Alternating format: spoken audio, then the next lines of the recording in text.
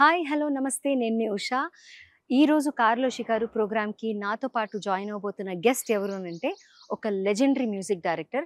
500 సినిమాలకి పైగా ఆయన మ్యూజిక్ డైరెక్షన్ చేశారు. అలాగే ఆయన తండ్రి గారు కూడా ఒక లెజెండరీ మ్యూజిక్ డైరెక్టర్. ఆయన ఎవరో కాదు, మన కోటి గారు. సో ఆయన మనకి ఈరోజు గెస్ట్గా రాబోతున్నారు. సో వాళ్ళ ఇంటికి వెళ్ళిపోయి ఆయనని కార్లో షికారు చేపిద్దామా? Let's go.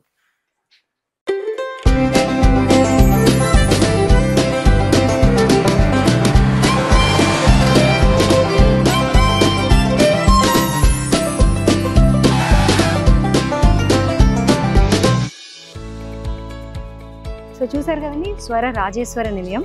కోటి గారి ఇంటికి వచ్చేసాం. Let's go and meet him.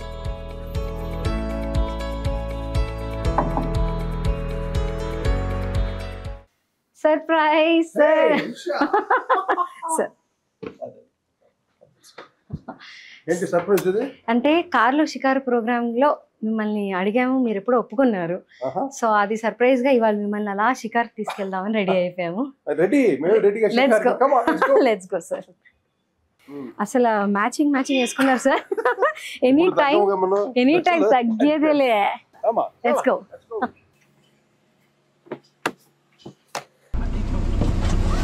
Welcome. Look at hero. తగ్గేదేలే. బెల్ట్ పెట్టుకోండి సార్, మన సేఫ్టీ. స్టార్ట్ చేస్తున్నాం sir. Thank you first of all, మీరు నాతో ఈ కార్లో షికారు ప్రోగ్రామ్ కి వచ్చినందుకు. వెరైటీగా ఉంది నాకు కదా సార్. కొంచెం అంటే నాకు కార్లో షికారు చాలా ఇష్టం. అవునా? బాగా ఇష్టం. మీరు యాక్చువల్లీ కార్స్ కి కూడా చాలా పెద్ద ఫ్యాన్ కదా సార్. అంటే ఐ ఫీల్ మీ 27 కార్లు మార్చాను నేను. 27 కార్స్. Oh my god. మీ ఫేవరెట్ కార్ ఏంటి సార్? నాకు ఆడి బాగా నచ్చింది, BMW. ఓకే. బట్ నాకు ఫేవరెట్ అంటే బెంజ్ అన్నమాట. బెంజ్ నాకు కూడా sir. My favourite is Benz. ఎందుకు అదేదో ఒక రాయల్ ఫీలింగ్ వస్తుంది. బట్ అదొక స్టేచర్, అది ఒక ఇది. బెంజ్ ఉంటే అదొక ఇది. బట్ సెంటిమెంటల్ ఇండస్ట్రీలో బెంజ్ అంటే ఏదో ఒకలా చెప్పేవాళ్ళు. బెంజ్ కార్ కొంటే ఒకలాగా డౌన్ ఫాల్ వచ్చేస్తుంది. అలా ఉందా? బాలు గారు ఒకసారి ఆయన బెంజ్ కొన్నాడు. ఆయన ఆ బెంజ్ తో పాటు 2 బెంజ్లు వచ్చినాయి. దాంట్లో ఒకటి కమల్ హాసన్ గారికి, ఇంకో కారు వెయిటింగ్ అనమాట. అది నన్ను తీసుకోమని ఆయన ఎంత ఫోర్స్ చేశారంటే కోదంపాటి స్టూడియోలో అనమాట. తీసుకోవాలి. లేదు గురుజీ, నేను మా జాయింట్ ఫ్యామిలీ, మేమంతా, నేను ఒక్కడిని బెంచ్ లో తిరిగితే బాగోదు, అందరు ఎందుకయ్యా నువ్వు పెద్ద మ్యూజిక్ డైరెక్టర్ నువ్వు, అది ఇదని. లేదు గురుజీ, నేను తీసుకోను. అక్కడ నుండి తర్వాత నా కొడుకు మొన్న కొన్నాడు బెంజ్ నా కోసం. సో అప్పటి నుంచి మీరు బెంజ్ ఇండస్ట్రీలో ఎప్పుడైనా కొనుక్కోవచ్చు. అంతే ఎందుకో సెట్ అవల. ఓకే, మీ ఫస్ట్ కార్ ఏంటి సార్? మీరు యాక్చువల్లీ అంబాసిడర్. మా నాన్నగారికి ఫస్ట్ లో స్టాండర్డ్ 20 ఉండేది. ఫస్ట్ అది, తర్వాత అంబాసిడర్ అనమాట. కార్ నెంబర్ కూడా 5126 TSO 5126. ఇంకొచ్చి 9554 ఒకటి బ్లాక్ అంబాసిడర్. చిన్నప్పుడు ఆ కారులో పెరిగాము మేమంతా. అంతే, నేను చిన్నప్పటి నుండి. తర్వాత ఆ కారు తోలేంత పెద్ద ఉన్నాయండి. ఒక legendary music director Saluru Rajeswara Rao గారు. సో ఆయన అబ్బాయిగా అసలు మీ చైల్డ్హుడ్ ఆయనతో ఎలా స్పెండ్ చేశారు? అసలు ఆయన చూసేవారా ఎక్కువగా? ఎందుకంటే ఆయన బిజియెస్ట్ మ్యూజిక్ డైరెక్టర్. ఆయన ఎంత బిజీగా ఉన్నా కూడా మమ్మల్ని అందరినీ సండే అయితే చాలా, అంటే మాకు చెన్నైలో ఉండే చుట్టుపేరం కదా, అక్కడ మాకు బీచ్ ఉంటుంది, గాంధీ బీచ్, మెరీనా బీచ్ అని. బీచ్కి తీసుకెళ్ళి మమ్మల్ని అంతా ఫుల్ ఎంజాయ్ చేయించి అక్కడ ఆడుకున్న తర్వాత మమ్మల్ని అందరూ హోటల్కి తీసుకెళ్ళి అంతా మాకు మంచి ఫుడ్ అన్నీ చేసి బడ్జెట్. మాకు ఏంటంటే దేనికి కొరత లేదమ్మా. I'm really golden spoon.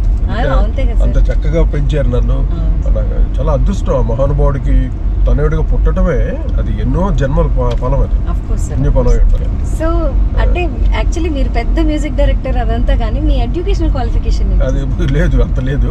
School SLC school finals వరకు. కాలేజ్కి వెళ్దాం అనుకొని ఇంకా తర్వాత సెట్ కాల కాలేజ్. నేను ఫస్ట్ అటెంప్ట్ లో ఫెయిల్ అయ్యాను. సెకండ్ అటెంప్ట్ రాసిన తర్వాత ఇంకా ఆ మూడు పోయింది. సో కాలేజ్ లో అలా ఉన్నాయి, ఇందులో సూపర్ సక్సెస్ఫుల్. అంటే భగవంతుడు డెస్టినీ ఎలా ఉంటుందో మనకు తెలియదు. కానీ నాకు పెద్దగా చదువుకోవాలి ఏదో జాబ్ చేయాలి అన్నట్టు ఉండేది కాదు. నాకు ఎంతసేపు మెరైన్ ఇంజనీర్ అయిపోయి షిప్లో ప్రపంచం అంతా తిరగాలి, మొత్తం ఐలాండ్స్ చూసుకుంటూ అక్కడే షిప్లోనే చూస్తూ ఉండాలి నా కోరిక అది. నేనైతే ఒకవేళ మ్యూజిక్ డైరెక్టర్ అవ్వకపోయి ఉంటే డెఫినెట్ గా మెరైన్ ఇంజనీర్ అయిపోయి సముద్రంలో ఉండేవాడిని. మంచిదేం సార్, ఇక్కడ ఉన్నారు మాకు మంచి మ్యూజిక్ ఇచ్చారు. సంగీత సముద్రంలో సాగర్లో ముంచేసాడు. సరే, అప్పుడు మా నాన్నగారి ఫ్రెండ్ ఒక ఆయన హనుమంతరావు గారు వైజాగ్ నుండి ఆయన వచ్చారు విశాఖపట్నం. ఆయన కొంచెం బాగా అక్కడ పలుకుబడిన వ్యక్తి. ఆయన ద్వారా సరే షిప్లు అక్కడ ఏదన్నా మెరైన్ అక్కడ మెయిన్ వైజాగ్ లో ఉండేది నేవీ బేస్. అక్కడ షిప్లో ఏదో దొరుకుద్దేమో జాబ్ అని ఆయన అడిగితే సరే నువ్వు రా నేను చూస్తాను రా అయితే నేను తీసుకెళ్ళి నేనే ఆయన చిన్న కార్ ఏదో కొన్నాడు అప్పుడు, ఫియట్ ఎలిగెంట్ కార్ కొంటే దాంట్లో నేను ఆయన ముగ్గురు వైజాగ్ వెళ్ళాం. చెన్నై టు వైజాగ్ 1.5 day పట్టింది అప్పట్లో. అది చిన్న కారు కదా అప్పట్లో. వెళ్ళిన తర్వాత ఆయన నెక్స్ట్ డే నన్ను తీసుకెళ్ళారు. అక్కడ అన్ని చూసి అన్ని బాగుంది, నాకు పర్సనాలిటీ అంతా ఓకే, బట్ క్వాలిఫికేషన్ సర్లే ఏదో సంథింగ్ దేంట్లోనో ఫెయిల్ అయ్యాను. వాళ్ళు తీసుకొని డిప్రెస్ అయిపోయింది నేను కంప్లీట్. నా లైఫ్ గాండ్రా ఇంకా ఏం చేస్తానని. ఆ తర్వాత ఇంటికి ఏదో డబ్బులు సంపాదించాలి, ఎందుకంటే నాన్నగారికి కూడా పని తగ్గిపోయింది. అంటే మాకేంటంటే వీఆర్ ప్రొఫెషనల్స్, ఏదో ఆ డబ్బులు వస్తే అందరూ ఫ్యామిలీ అంతా పెద్ద ఫ్యామిలీ పైగా. అప్పుడు నేను ఏం చేశానంటే నేను చిన్నతనంలో డ్రమ్స్ వాయించేవాడిని. ఆ డ్రమ్స్ కూడా మానిపించేశారు ఇంట్లో, ఎందుకంటే నా చదువు స్పాయిల్ అవుతుంది. జాజ్ డ్రమ్స్ వాయించేవాడు చిన్నప్పుడు. ఫస్ట్ డ్రమ్సే అది చిన్నప్పుడు నేను వాయిస్తుంటే అందరూ ఆశ్చర్యంగా చూసేవారు అన్నమాట. అప్పుడు కొన్ని మ్యారేజెస్ ప్రోగ్రామ్స్ లో, తర్వాత కొన్ని చాలా ప్రోగ్రామ్స్. అది నాన్నగారు మా అన్నయ్య లేదు ఏం చేశారంటే వీడు కూడా మ్యూజిషియన్ అయిపోతే అందరూ మ్యూజిషియన్ అయిపోతాం, లేదు వీడినైనా పెద్ద అఫీషియల్ చేయాలని నన్ను ఆపిచ్చేసారు. అది అలాగే జరగల. తర్వాత ఏంటి నా లైఫ్, సరే అప్పుడు గిటార్ తీసుకున్నా. గిటార్ ఎలా జులైలా తిరిగేవాడిని నేను. అంటే నాకు ఫ్రెండ్స్ ఓమేగా అంటే వాళ్ళు విజిల్ కొడితే వెళ్ళిపోవాలి నేను. ఒక గ్యాంగ్ ఉండేది, ఫుల్ గ్యాంగ్. ఆ గ్యాంగులతో తిరిగేవాడిని. అటువంటిది అలా సరస్వతి కూర్చోబెట్టేసి వాళ్ళు విజిల్ కొట్టినా కూడా నేను ఇంట్లో లేనని చెప్పించాను. మా చెల్లెలతో చెప్పాను, నేను ఇంట్లో లేని చెప్పేసేవాడిని. నాకు ఓన్గా అలా స్టార్ట్ చేసేస్తే తర్వాత మా అన్నయ్యలు చిన్న చిన్న గైడెన్స్ ఇస్తూ మా బ్రదర్స్ దగ్గర అలా గైడెన్స్ తీసుకొని ఐ స్టార్టెడ్ రిథమ్ గిటార్, తర్వాత base guitar, toasting guitar, classical guitar, base guitar, ఇన్ని గిటార్లు వాయించాను తర్వాత ఇండస్ట్రీలో. ఫస్ట్ వాయించినప్పుడు నాకు ఫస్ట్ ఛాన్స్ ఇప్పించింది గురుపాదం గారని. అందరికి ఆయన ఇన్ఛార్జ్ అనమాట. రాజా నాయంద్రకి, విజయభాస్కర్ గారికి, తర్వాత చాలామంది మ్యూజిక్ డైరెక్టర్స్కి, ఇళయరాజాకి, అందరికీ ఆయన ఇన్ఛార్జ్, అంటే ఆర్కెస్ట్రాని సప్లై చేసే ఇన్ఛార్జ్. ఆయన నన్ను ఫస్ట్ వి కుమార్ గారి దగ్గరికి, ఇప్పుడు మా అన్నయ్యలో చెప్పారు సరే వాడే జూలైలో తిరుగుతున్నాడు వాడికి ఎంత చూడరా అంటే, అప్పుడు వి కుమార్ గారి దగ్గర జాయిన్ చేశాను. అంటే మీరు చక్రవర్తి గారి దగ్గర శిష్యరికం చేశాను ఫస్ట్ ఫస్ట్ వి కుమార్ గారు. దానికన్నా ముందు ఒకే రికార్డింగ్ రమేష్ నాయుడు గారిది హెచ్ఎంఈ ఉంటుంది గ్రామ్ఫోన్ రికార్డ్స్ కంపెనీ. ఏదో ప్రైవేట్ సాంగ్ కి నేను గిటారిస్ట్ వెళ్ళాను. Very first recording Ramesh Naidu గారు. ఆయన బ్లెస్సింగ్స్, ఆయన నన్ను చూసాడు చాలు మహానుభావుడు. ఆ చూపే పడింది నా మీద ఆయన బ్లెస్సింగ్స్. ఫస్ట్ రికార్డింగ్ అయిందే వాంచాను రమేష్ నాయుడు గారు. ఆ తర్వాత వి కుమార్ గారితో జాయిన్ అయ్యాను. ఆ తర్వాత చక్రవర్తి గారు. వి కుమార్ గారు 1 year 2 months అక్కడ వర్క్ చేశాను.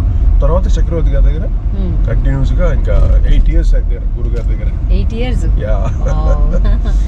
సో అదే అంటే జనరల్ గా నాన్నగారి దగ్గర ఆయన కూడా మ్యూజిక్ డైరెక్టర్ కాబట్టి ఆయన దగ్గర నాన్నగారు అంటే చాలా అందరికీ అభిమానం ఉంటుంది కదా నాన్నగారు అంటే.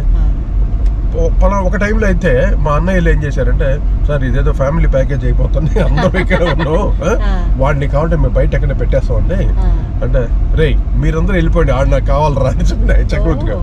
అంత ఇష్టం నేనంటే, ఒక కొడుకులాగా, ఒక తోబుట్టు లాగా, ఒక గురువు లాగా, ఒక వెల్ విషర్, ఎన్నో రకాలుగా నాకు చక్రవర్తి గారు నన్ను ఆదుకొని ఈరోజు ఈ స్థాయికి నేను ఎదగలిగానంటే ఆయన ఆశీస్సులు ముఖ్యంగా.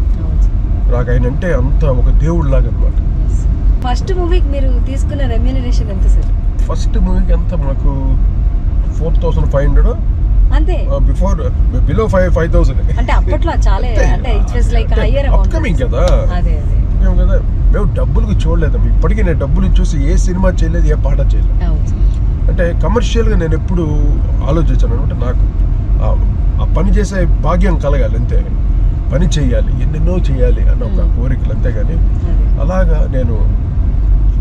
సార్ మీ కెరియర్లో మీరు హైయెస్ట్ రెమ్యూనరేషన్ తీసుకునేది ఏ మూవీ సార్? అంటే ఆఫ్ కోర్స్ ఫస్ట్ హైయెస్ట్ నాకు రవికిషోర్ వచ్చిన తర్వాత నా దగ్గరికి రవికిషోర్ నాకు బాగా మంచి రెమ్యూనరేషన్ ఇచ్చేవాడు.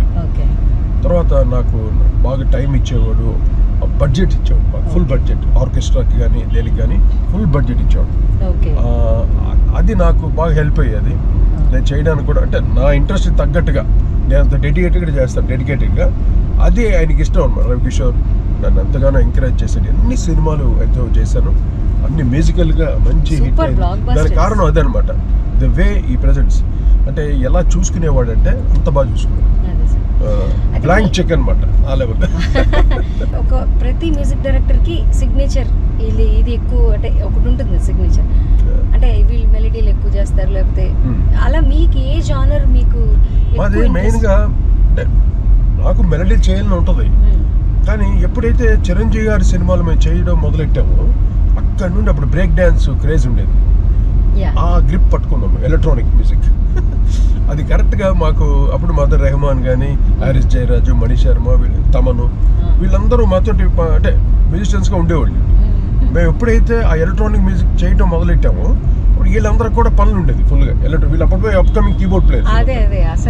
అప్పుడు కంప్యూటర్ లాజిక్ కానీ, ప్రోటూల్స్ కానీ ఏది ఉండేది కాదు, అన్ని లైవ్ ప్లేయింగ్. తర్వాత తర్వాత సీక్వెన్సింగ్ వచ్చింది, మొత్తం బాక్స్ కీబోర్డ్కి రెండింటికి జాయిన్ చేసి అలాగా మేము ఎలక్ట్రానిక్స్ తోటే పెరిగాం అనమాట. నేను రాజు చేసి అది బాగా రాటు తెలిపోయింది అట్లా. అదే ట్రెండ్ అంటే ఎలా ఉండిందంటే సార్, మీరు అప్పుడు ఇచ్చిన మ్యూజిక్ నుంచి మళ్ళీ ఇప్పటికి అంటే అడాప్ట్ అయిపోయి it was changing and it was evolving లాగా, అంటే డిఫరెంట్ జానర్స్కి డిఫరెంట్ టైమ్స్కి కూడా మీ మ్యూజిక్ అలాగ వచ్చేసింది. దానికి కారణం ఏంటి సార్, ఎవరికైనా నేను ఇప్పుడు అప్కమింగ్ మ్యూజిక్ సింగర్స్ కానీ మెయిన్గా మ్యూజిషియన్షిప్ అన్నది మనం ఎన్ని రకాల మ్యూజిక్ వింటూ ఉండాలి, బాగా హీరింగ్ నాలెడ్జ్ ఉండాలి అన్నమాట మ్యూజిక్. అంటే ఇప్పుడు ఈ కాలానికి కాదు, అప్పట్లో మనకు దొరికేది కాదు కలెక్షన్స్. ఇప్పుడు అన్ని టన్స్ యూట్యూబ్లో కొడితే నీ ప్రపంచంలో ఎన్ని ఉన్నాయి అన్ని పడిపోతాయి. అన్ని మ్యూజిక్ వినాలి ఫస్ట్ ఆఫ్ ఆల్. వింటే ఓహో ఇలా కూడా చెయ్యొచ్చా అని ఒక ధైర్యం వస్తుంది, ఒక క్రియేటివ్ ఐడియాస్ వస్తుంది టోటల్. అలాగే నేను ఎక్కువగా మ్యూజిక్ వినేవాడు అన్నమాట. ఈవెన్ రెహమాన్ కూడా నా తర్వాత తను కూడా అదే స్టార్ట్ చేశాడు, బాగా హెవీగా వినేవాడు, అన్ని రకాల మ్యూజిక్, వరల్డ్ మ్యూజిక్ కంప్లీట్ వినేవాడు. నా సంపాదనతో సగం ఈ క్యాసెట్లు, సీడీలు, డివిడీలు, ఎల్డీలు వాటికి సరిపోయింది. మీకు లైఫ్లో హ్యాపీయెస్ట్ మూమెంట్ నాకు అని అనిపించిన మూమెంట్ ఏంటి? హ్యాపీయెస్ట్ మూమెంట్ అంటే నాకు ఫస్ట్ ఆఫ్ ఆల్ అమెరికాకి వెళ్ళాలని నాకు కోరిక అనమాట. ఎప్పుడు మెన్హాటన్ అంటే నాకు చాలా ఇష్టం. అదే ఫ్రెంచ్ కనెక్షన్ ఒక సినిమా చూశాను నేను, జినాక్ ఉంది. అది ఆ సినిమా చూసినప్పుడు న్యూయార్క్ చూడాలి, డ్రీమ్ రా, అమెరికా చూడాలి అటువంటి అది నాకు మెయిన్గా. ఫస్ట్ టైం నేను 2004లో అమెరికా టూర్ వెళ్ళాను నా షోస్ ఇవ్వడానికి. వెళ్ళినప్పుడు ఫస్ట్ టైం నేను మెన్హాటన్కి, నన్ను కార్తీక్ అని తను న్యూయార్క్లో ఉంటాడు, వాళ్ళ ఫాదర్ కూడా అంటే వాళ్ళ మెడికల్ ఫీల్డ్ వాడు.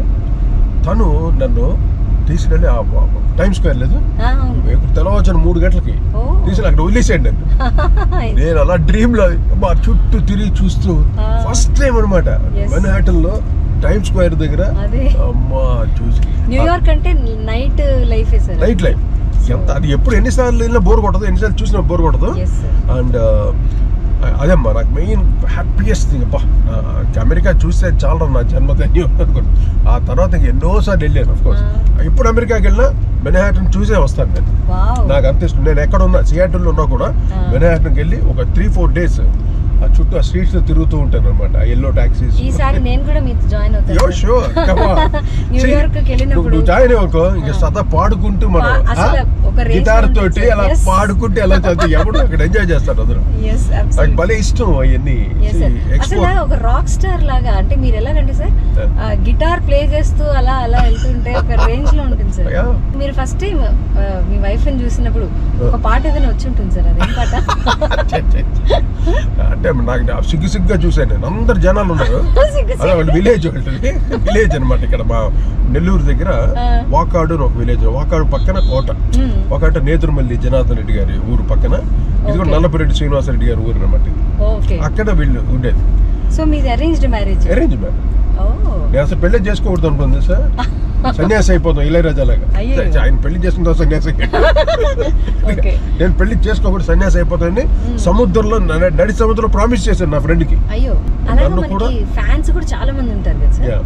సో మీ క్రేజీ ఫ్యాన్ ఒక ఎక్స్పీరియన్స్ ఏదైనా చెప్పండి సార్. అంటే వీళ్ళు ఇంకా క్రేజీగా చేసేసారు అంటే చాలా రకాలుగా ఉంటారు ఫ్యాన్స్ కదా. నాకు ఇప్పటికీ పాప వాళ్ళు మెసేజ్ పెడుతుంటారు. ఒక ఆవిడైతే డిప్రెషన్కి వెళ్ళిపోయి, ఆవిడ డైవర్స్ డిప్రెషన్ అయిపోయి అంటే టీవీలో నా మాటలు వింటూ నేను చక్కగా పిల్లలందరినీ బ్లెస్ చేస్తూ అంత ఇదిగా ఉంటారు కదా, అయ్యింది దానికి బాగా ఇంప్రెస్ అయ్యి వాళ్ళు నా నెంబర్ పట్టుకొని ఏదో దీంట్లో వాట్సాప్లో దీంట్లో ఎక్కడో పెట్టి నాకు కనెక్ట్ అయ్యారు. ఇలాగా నేను ఇంకా చచ్చిపోతాను, సూసైడ్ చేసుకుంటా అన్న లెవెల్లో ఉన్న వాళ్ళని కూడా నేను మార్చాను చాలా మందిని. అది నాకు చాలా ఇష్టం. ఎందుకంటే వాళ్ళు ఎప్పుడు డిప్రెషన్గా మాట్లాడుతుంది ఆవిడ. అటువంటి లేదమ్మా ఇలాగ ఉండాలి అలా అన్ని చెప్తుంది. నా మాటలు నేను చెప్పే కొద్దీ ఏదో ఒక సెయింట్ ఏదో చెప్తున్నట్టు, అంటే వాళ్ళకి ఏదో అలా అనిపించేదేమో నాకు తెలియదు. ఒక మంచిగా చెప్పేవాడిని పాజిటివ్గా. అది వాళ్ళు రియలైజ్ అయ్యి చాలా మంచిగా ఉన్నారు. హాయ్ హాయ్ ఈ పాట చూడు, నువ్వేం చెప్పేదాకా మ్యూజిక్ ఈజ్ అ మెడిసిన్ అన్నావు కదా. ఒక లేడీ ఎక్కడంటే మన తాపేశ్వరం దగ్గర ఒక ఆవిడంట హస్బెండ్ చాలా ఎంగేజ్లో పోయాడు. పోయేసరికి ఒక కొడుకు కూడా ఉన్నాడు ఆవిడకి. ఉంటే ఆ కొడుకు రోజు అక్కడ టెంపుల్ ఒకటి ఉంది, ఆంజనేయ స్వామి టెంపుల్, అక్కడికి వచ్చేవాడంట. వాళ్ళ మదర్ కూడా వచ్చేవారంట. ఎప్పుడైతే ఆయన పోయిన తర్వాత ఆవిడ రూమ్లోనే ఉండిపోయి టోటల్ బయటికి రాకుండా డిప్రెషన్ డార్క్ రూమ్లో ఉండిపోయి ఎవరికి కనిపించకుండా అలాగే ఉండేదంట. ఈ ప్రీస్ట్ అక్కడ ఉండేవాడు ఒక టెంపుల్లో, పూజారి గారు. కుర్రాడు చెప్పాడు, ఆయన మీ అమ్మని అలా ఉండొద్దని చెప్పు, ఈ పాట ఒకసారి వినిపించి మీ అమ్మకి అని హెడ్ ఫోన్లో పెట్టి వినిపించి పాట అనేది పంపించాడు. This happened. తీసుకెళ్ళి ఇచ్చాడు వాళ్ళ అమ్మకి. అమ్మ పూజారి గారు ఇచ్చారు, నువ్వు ఈ పాట వినమని చెప్పు. తను ఒక 2-3 సార్లు వినిందంట. తర్వాత ఆటోమేటిక్గా తనే డోర్ తెరుచుకుని బయటకు వచ్చేసి మామూలు దీనికి అలవాటు, అంటే రియలైజేషన్ అంటే ఆ పాటలో ఆ సాహిత్యంలో కానీ ఆ బాలుగారు పాడిన విధానంలో కానీ ఆ పాట ఎలా పుట్టిందో నాకు అది ఆ సిచ్యువేషన్ బట్టి పుట్టింది సాంగ్. అప్పుడప్పుడు ట్యూన్ చేశాను. అది మ్యూజిక్ డైరెక్టర్ అంటే ఆ క్రియేటివ్ అది అందరికి రాదు సార్. అంటే అందుకనే అందరు కంపోజర్స్ అవ్వలేరు. It has to come from knowledge. అది లోపల రావాలమ్మా, వేవ్స్ రావాలి. అంటే ఎలాగైనా కంపోజ్ చేసి కూర్చొని కీబోర్డ్ పేపర్కి 4 లూప్ వేసుకుని చేసేవచ్చు. అది కాదు, అందరికి హత్తుకోవాలి, సోల్ఫుల్గా ఉండాలి, సోల్ టచ్ అవ్వాలి. నేను అదే ట్రై చేస్తాను. ఐ వాంట్ టు సీ మీ వాలెట్లో ఏం పెట్టుకుంటున్నారు? అంటే అసలు మనీ పెట్టుకుంటున్నారా? ఫోటోలు మీ వైఫ్ ఫోటో ఉందా? అలా పెట్టుకోండి. నేను ఒక టైంలో ఉండేది, ఇప్పుడు ఏమీ లేదు. ఇది ఓన్లీ జస్ట్ కార్డ్స్ అనమాట. దీంట్లో ఎన్ని క్రెడిట్ కార్డ్స్ ఉన్నాయి సార్ మీకు? అన్ని ప్లాట్ఫామ్స్ ఉంటాయి. గిటార్ ఎక్కడ టప్పునే ఉన్న గిటార్ వాయించమంటే అసలు గిటార్ పిక్స్ ఉన్నాయి. పిక్స్ ఇది ఎప్పుడు ఉంటుంది నా దగ్గర. అలా ఎక్కడ ఇవన్నీ కార్డ్స్ అనమాట. బ్యూటిఫుల్. కొత్తగా ఉంది సార్ ఈ వాలెట్, ఎప్పుడు చూడలేదు. నాకు ఎవరు తెలుసు, స్మిత ప్రెజెంట్ చేసింది. అసలు స్మితకి చాలా థ్యాంక్స్ చెప్పాలి. చాలా యూస్ఫుల్ చేసేది. బట్ ఆవిడ ప్రెజెంట్ చేసిన చిన్నది.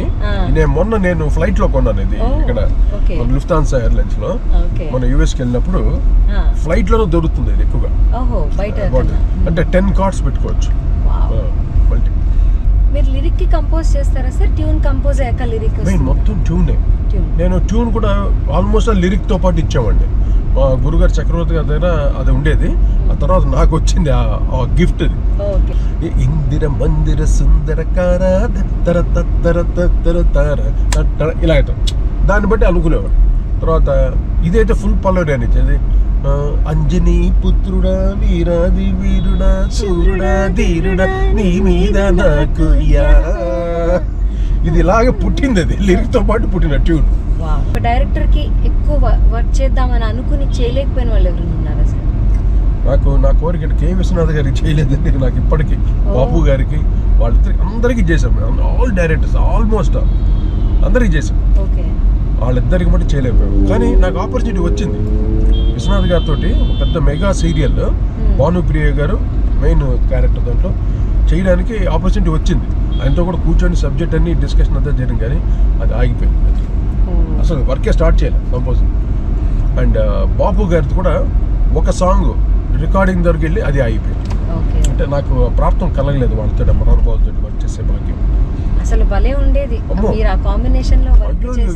ఎంతో ఎంతో నేర్చుకోవచ్చు వాళ్ళ దగ్గర. ఏంటంటే అంటే నేను ఎలా ఉండేవంటే ఇప్పుడు బిగినింగ్ నుండి క్లాసికల్ మ్యూజిక్ నేర్చుకొని ఇలా రావాలి నెవర్. నేను మొత్తం దిగిపోయినంతే, ఎదురీతాను అనమాట. దిగిపోయి ఏం చేద్దాం అంతే, ఏం చేసినా అది ఆటోమేటిక్గా వచ్చేది. సరస్వతి కూర్చునేది.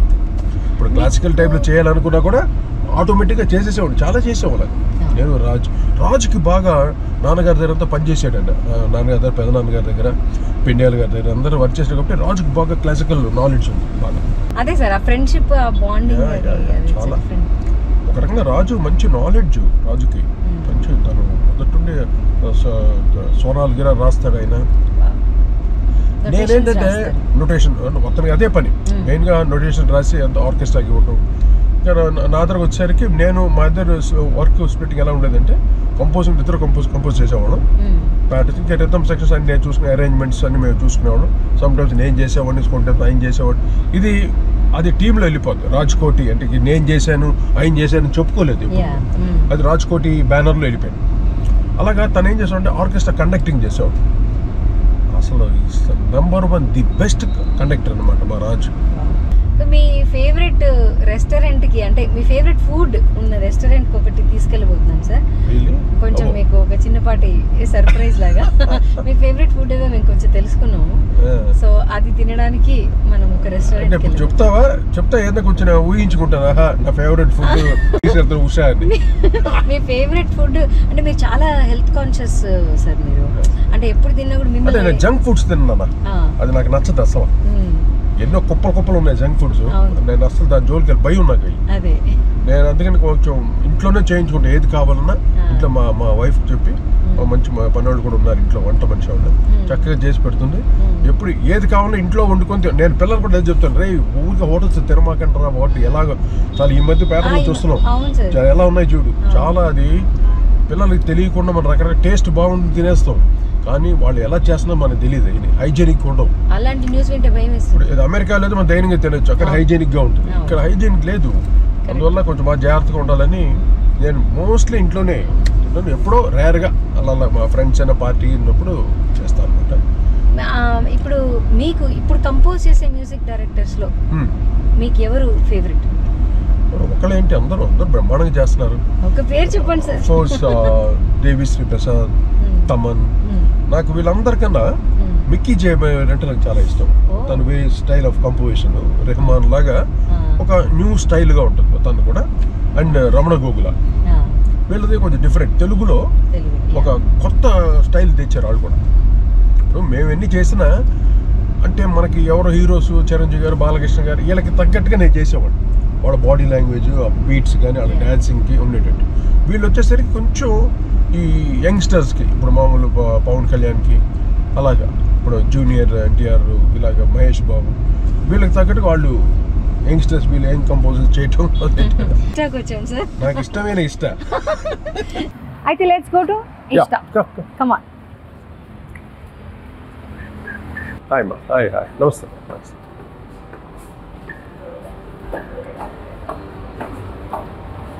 సార్ మీరంతా హెల్త్ కాన్షియస్ కదా, సో అంటే జంక్ ఎప్పుడు తిందని చెప్పారు. అసలు జంక్ తినాలి అని అంటే ఏది తింటారు సార్? ఏంటంటే జంక్ ఒకవేళ తినాలి, జంక్ తినండి. నేను తిన్నగా అసలు నాకు నచ్చదు అసలు. పిజ్జాస్ కానీ బర్గర్స్ కానీ ఎప్పుడు తినలేదు. అమెరికాకి వెళ్ళి కూడా తిన్నాను. అదే సార్ మీరు ఏది ట్రై చేయాలి సార్ తెలుసా అండి? న్యూయార్క్ వెళ్ళారు కదా, అక్కడ ఆర్టిచోక్ పిజ్జా అని ఒకటి దొరుకుతుంది సార్. నాకు గైరోస్ చాలా ఇష్టం. నాకు స్ట్రీట్ లో పెట్టుకొని గైరోస్ సూపర్ గా ఉంటుంది. ఆ రైస్ కానీ ఆ చికెన్ ఏదో వేస్తాడు, ఫెంటాస్టిక్. అంటే బీఫ్ కూడా ఉంటుంది, బట్ బీఫ్ నేను తిన్నాను. Some times I have chicken. Gyros మటుకు సూపర్. హిల్టన్ హోటల్ దగ్గర పెడతాడు న్యూయార్క్ మెన్హాటన్ లో. మీ ఫేవరెట్ నాన్ వెజిటేరియన్ డిష్ ఏంటి sir? Fish. More fish. Fish లో అన్ని రకాలు తింటాను. ఫిష్ లో చాలా ఇష్టం నాకు ఫిష్. అంటే చెన్నైలో ఎక్కువగా అక్కడ కోస్టల్ కదా, సీ అక్కడ సొర చేపలు కానీ, అంటే నీకు ఫిష్ తెలియదు, నాకు ఐడియా లేదు. ఫిష్ అన్ని రకాల ఫిష్ బ్రహ్మాండంగా ఎంజాయ్ చేస్తామండి.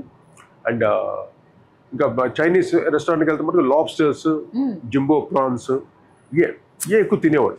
అది తిని ఇలా ఉండిపోయాను, ఇంత బొగ్గలు ఇలా అంత లావ్ అయిపోయాడు. ఎప్పుడు మిమ్మల్ని చూడలేదు సార్ అలా? అప్పుడు చూడలేదు, అప్పుడు చూస్తుంటే భయపడేది అసలు. నేను రాజు ఇద్దరు పోటీ తినేవాళ్ళం చైనీస్కి వెళ్ళి. భలే ఫుడ్ బట్టి భలే ఎంజాయ్ చేస్తాను నేను రాజు, super.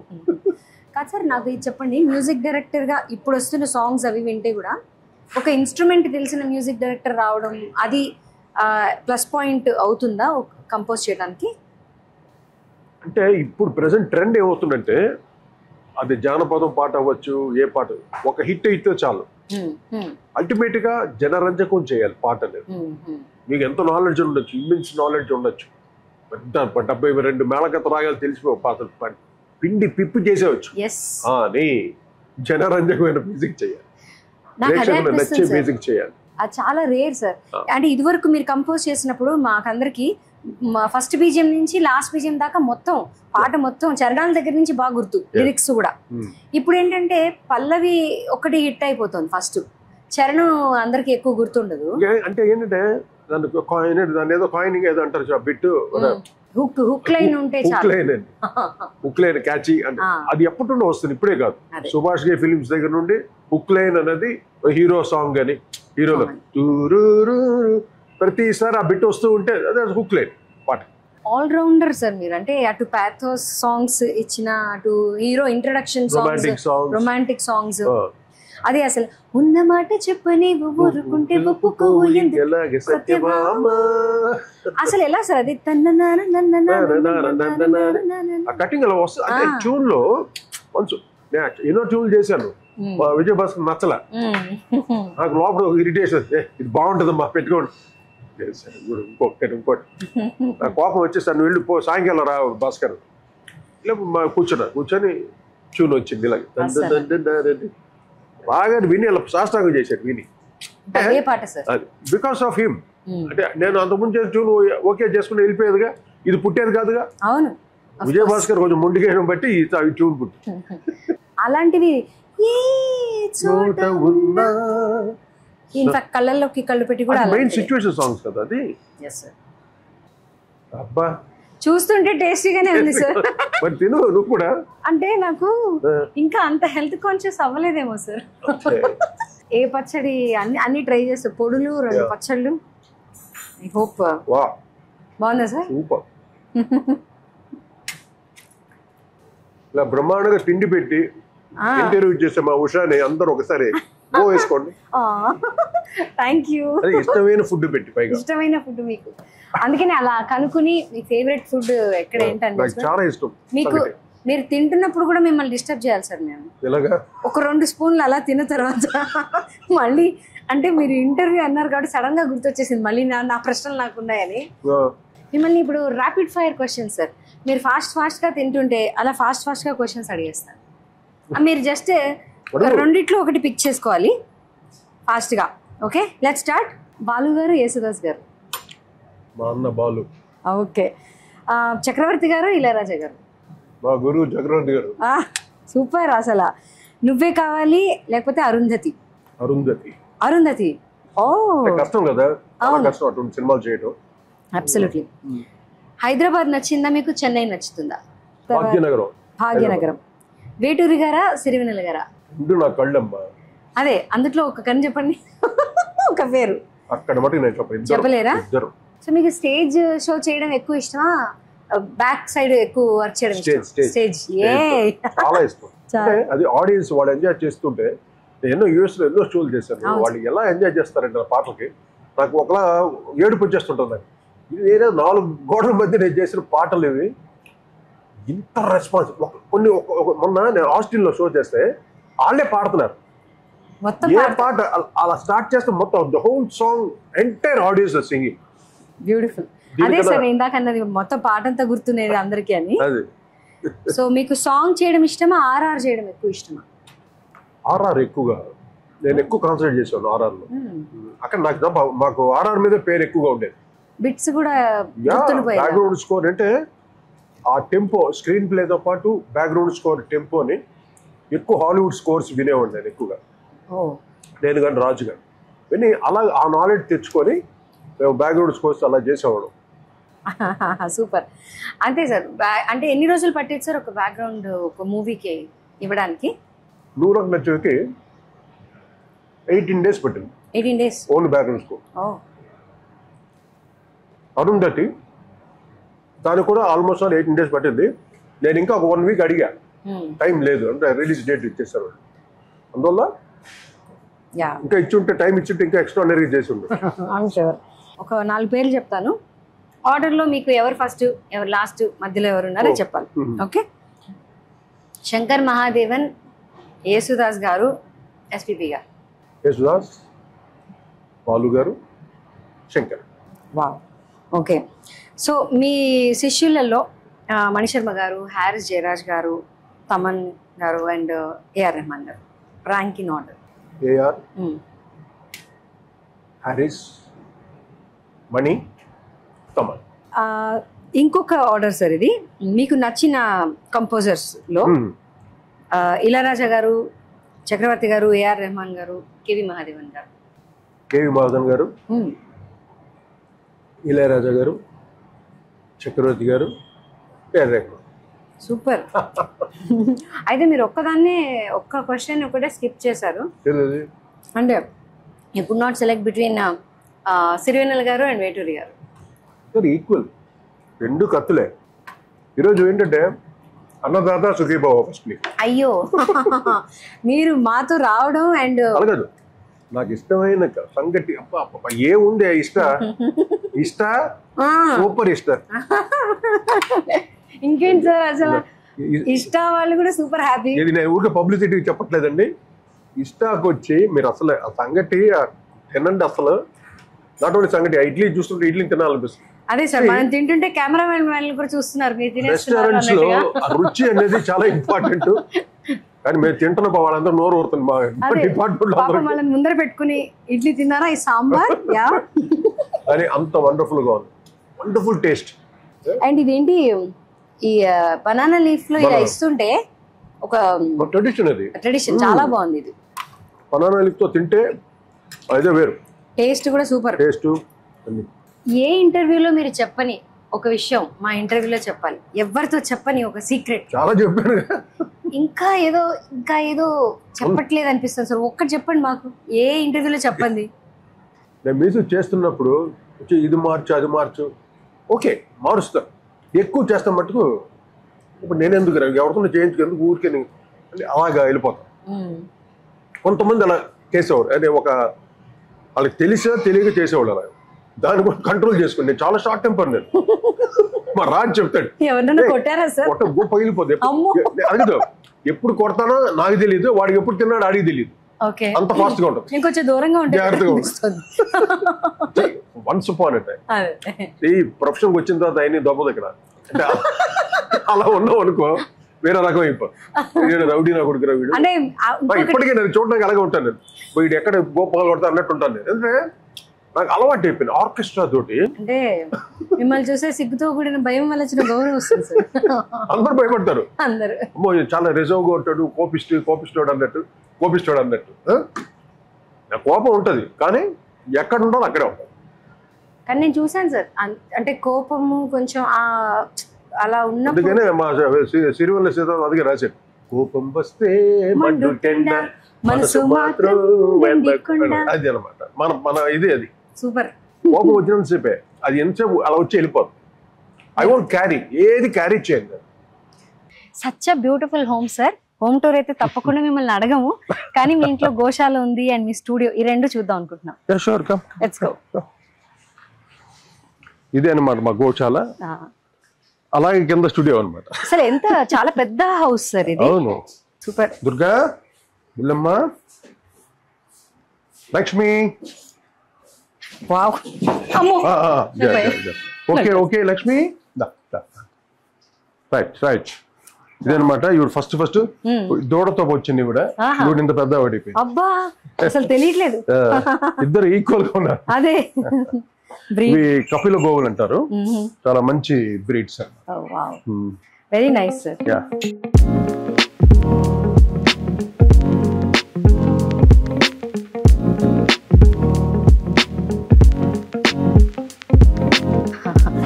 This is my studio. Oh my god, చాలా బాగుంది సార్. అచీవ్మెంట్స్ అన్ని కూడా. అంటే ఇంట్లో స్టూడియో ఉండాలి కదా. అవును సార్. మ్యూజిక్ డైరెక్టర్ అయిన తర్వాత స్టూడియో ఉండాలి, మన ప్రొఫెషన్ అది కాబట్టి. అందువల్ల స్టూడియో. ఇక్కడ ఒక అమ్మ నాన్నగారి ఫోటో ఉంటుంది. So nice sir. మేము ఆయనని చూడలేకపోయాం, బట్ మిమ్మల్ని. వెల్కమ్. Thank you. ఇదే నా సామ్రాజ్యం, సంగీత సామ్రాజ్యం. హార్మోనియం మీదే కంపోజ్ చేస్తారా sir? Some times guitar, harmonium, keyboard, everything. Wow, ఎన్ని awards sir. Beautiful, so many. ఇది ఆల్మోస్ట్ అన్ని 100 days, 100 days, 100 days. Silver jubilees. ఇప్పుడు వదిలితే 200 days. 200 days.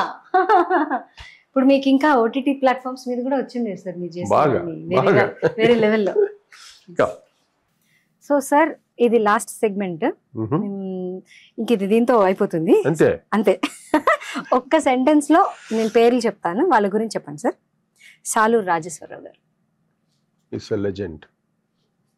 Okay, of course మనందరికీ. ఇళయరాజా గారు. It's great. ఓకే. ఎస్పీబీ గారు. గ్రేటెస్ట్. ఓకే. మీ favourite singer కదా sir ఆయన అందరిలో? నాకు చాలా ఇష్టమైన, అంటే ఏ పాట పాడినా నాకు బాలు పాడితేనే తృప్తి ఉంటుంది. అంటే నాన్నగారికి ఘంటసాల గారు పాడితే ఎలాగో నాకు బాలు గారే పాడాలి మా పాటలు. రాజ్ గారు. Raj is always with me. నా రాజు, నేను రాజ్కోట్కి విడిపోయినా కూడా నా రాజు ఎప్పుడు నాతోటే ఉంటాడు. సూపర్. ఈవీవి సత్యనారాయణ గారు. వా, such wonderful director. Is my, అంటే ఒక బ్రదర్, ఒక ఫ్యామిలీ మెంబర్ కన్నా ఎక్కువ, స్నేహానికన్నా ఎక్కువ ఈవీవి సత్యనారాయణ. మా కాంబినేషన్ అటువంటిది. Most successful. మ్యూజిక్లో నాకు అంత ఫ్రీడమ్ ఇస్తాడు, మంచి టైం ఇస్తాడు. అందువల్ల ఆయన పాటలన్నీ అంత స్పెషల్గా ఉంటాయి because of EVV. That is. So me all time favourite male singer and female singer? నాకు ఆల్ టైమ్ అంటే మొహమ్మద్ రఫీ గారు అంటే చాలా ఇష్టం. ఆ వాయిస్, ఆ silky voice.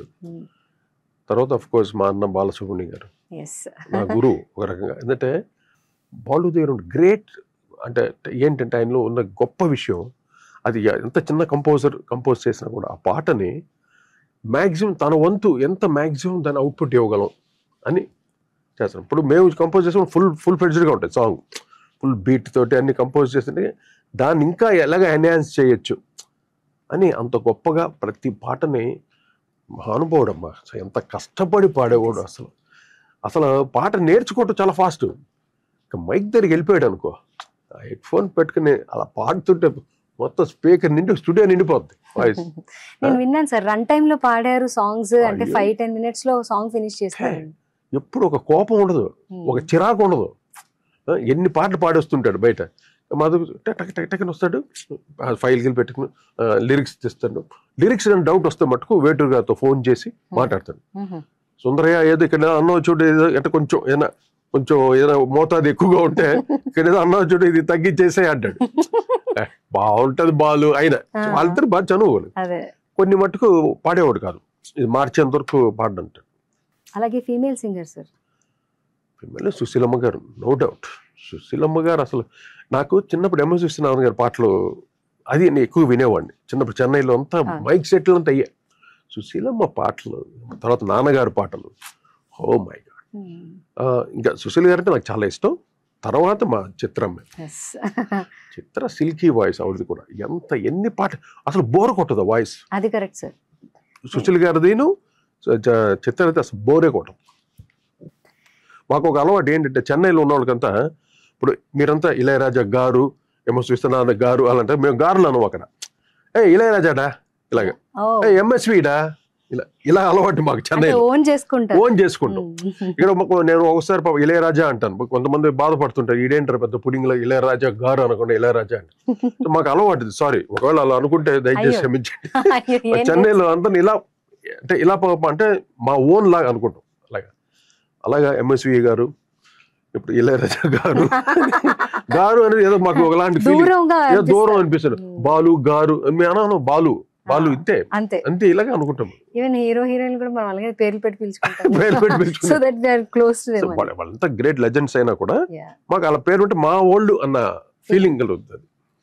And one last question sir, Rajeswara Rao గారికి మీరు ఏ పాట డెడికేట్ చేద్దాం? నాన్నగారికి నేను అన్ని పాటలు వినిపించేవాడిని. ఆయనకి ఈ బీట్ సాంగ్స్ లైక్ చేసేవారు ఎక్కువగా. ఎలక్ట్రానిక్ బీట్స్, బేస్ గిటార్ చాలా బాగుందయ్యా మోడర్న్ గా, ఇది లైక్ చేసేవారు. కానీ లాస్ట్ స్టేజ్ లో ఆయన నా పాటని ఎక్కువగా లైక్ చేసిన పాట ఏంటంటే ఇదేలే తరతరాల చరిత్రం అని పెద్దరికంలో సాంగ్. ఆ పాట అంటే చాలా ఇష్టం నాన్నగారికి. నన్ను పిలిచి అడిగారు ఎలా కంపోజ్ చేసావు ఈ పాటని. అది ఎంత గ్రేట్, ఎటువంటి గ్రేటెస్ట్ సాంగ్స్ చేసిన మా నాన్నగారు. ఆయన అడుగు ఎలా చేసావా ఈ పాటని. నాన్నగారు సిచ్యువేషన్ చెప్పారు. అది లోపల రన్ అవుతూ ఉంది. ఒక రోజు సడన్ గా వచ్చింది, ఏదో పెద్ద సీనియర్ కంపోజర్ నౌషాద్ గారు చేసినట్టు ఉంది ఆ పాట అన్నట్టు. ఆయన ప్రశంస ఇచ్చారు, ఆయన బ్లెస్సింగ్స్ ఇచ్చారు. దానికన్నా ఏం కావాలి. అక్కడ నేను పాస్ అయిపోయాను చాలు. నాన్నని ఒక్క పాటతో సాటిస్ఫై చేసిన చాలు. అదొక పర్వతం, మహా సరస్వతి. అటువంటి అదే ఇదేలే తరతరాల చరితం జ్వలించే జీవితాల కథనం పగేమో ప్రాణమయ్యేనా ప్రేమలే దూరమయ్యేనా నిరాశే నింగిగెగసేనా ఆశలే రాలిపోయేనా. ఫుల్ పాడుతున్నావు నువ్వు కూడా. అసలు అన్ని సాంగ్స్ వస్తాయి సార్ నోటికి. ఆ పాటలు అయితే చాలా ఫేమస్, అందరికి చాలా ఇష్టమైన సాంగ్. నాన్నగారికి అంత ఇష్టం ఈ సాంగ్.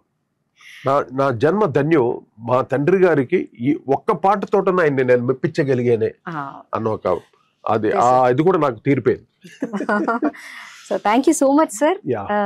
ఒక లాస్ట్ మీ గిటార్, ఆ గిటార్ లేకపోతే కోటి గారు అసలు ఇన్కంప్లీట్ గా ఉంటుంది. Okay come on, so let's go with the guitar. Are you ready? yes.